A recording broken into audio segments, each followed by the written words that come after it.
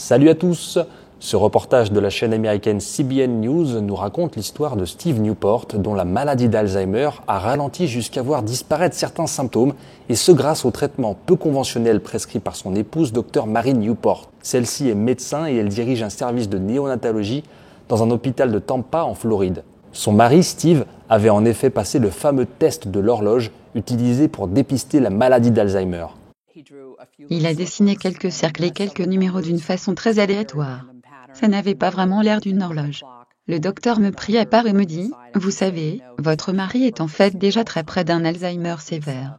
Il est au-delà de modéré. » C'était une nouvelle dévastatrice. Donc elle a commencé à apprendre tout ce qu'elle pouvait sur la maladie de son mari. C'est un type de diabète du cerveau.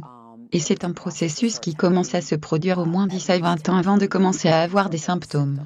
C'est très similaire au diabète de type 1 ou de type 2 puisque vous développez un problème avec l'insuline. Ici, les problèmes d'insuline empêchent les cellules du cerveau d'accepter le glucose, qui est leur principale source d'énergie. Sans glucose, les cellules finissent par mourir. Mais il y a une énergie alternative, qu'on appelle les corps cétoniques. Et eux, ils sont facilement acceptés par les cellules du cerveau. Ces corps cétoniques sont métabolisés dans le foie après avoir mangé des triglycérides à chaîne moyenne qu'on trouve justement dans l'huile de coco. Donc Dr Newport a ajouté l'huile de coco à l'alimentation de Steve et seulement 2 semaines plus tard, il refait le test de l'horloge et comme vous pouvez le voir, c'était déjà beaucoup mieux. Je me suis demandé à l'époque, était-ce la chance? Était-ce mes nombreuses prières? Ou était-ce l'huile de coco? Je me suis dit, bon, on va continuer l'huile de coco. 3 semaines plus tard, il refait encore le fameux test et ça s'améliorait encore. Et ces progrès n'étaient pas juste intellectuels, ils étaient aussi émotionnels et physiques. Il n'était plus capable de courir, il est maintenant capable de courir à nouveau. Il ne pouvait plus lire depuis environ 1 an et demi, cela fait maintenant 2 ou 3 mois qu'il peut à nouveau lire. Il était très lent et il ne parlait pas beaucoup le matin. Il se lève maintenant avec énergie, bavarde et plaisante, et il est capable d'aller chercher de l'eau et ses ustensiles. Dr Mary Newport a écrit un livre sur le sujet appelé « Maladie d'Alzheimer et s'il existait un traitement ». Cela lui a valu de recevoir énormément de lettres de remerciements de la part de gens dont les proches atteints d'Alzheimer avaient aussi vu leur situation s'améliorer grâce au régime de Steve. Donc l'huile de coco, a priori, c'est une bonne piste, mais il existerait en fait quelque chose de beaucoup plus puissant, un éther de cétone. Ça a été développé par une équipe de biochimistes dirigée par le professeur Kieran Clark de l'université d'Oxford en Angleterre et ça aurait 10 fois plus d'impact que l'huile de coco. Ce produit atteint des niveaux considérablement élevés et vous pouvez atteindre n'importe quel niveau selon la quantité que vous buvez. Mais le problème, c'est qu'ils auraient besoin de beaucoup d'argent pour en produire. C'est très cher et donc nous ne pouvons pas en produire beaucoup par nous-mêmes. Et ce que nous aimerions, c'est des financements afin que nous puissions effectivement le produire à plus grande échelle. Mais bien sûr, il n'y a pas de réel profit à fabriquer ce genre de produit. Donc d'ici à ce que des éthers de cétone à forte concentration deviennent disponibles pour le grand public, l'huile de coco reste une bonne source de corps cétonique. Assurez-vous juste qu'elle soit pure, non hydrogénée. Évitez donc toute huile hydrogénée car, d'après les auteurs du reportage, c'est comme les dangereux acides gras trans.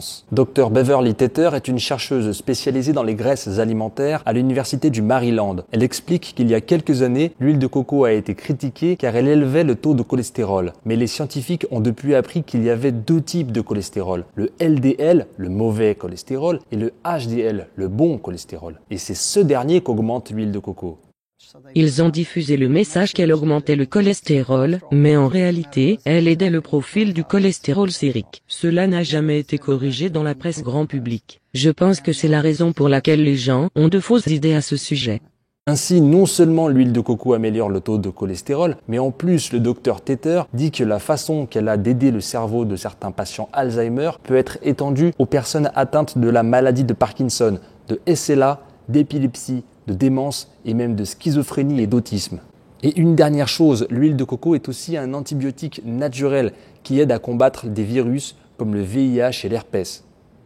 L'huile de coco a tendance à maintenir au plus bas les bactéries de sorte que si vous êtes agressé par un virus, votre système immunitaire peut se concentrer dessus. Il n'a pas à s'occuper des 27 autres bactéries auxquelles vous pourriez avoir été exposé dans la journée.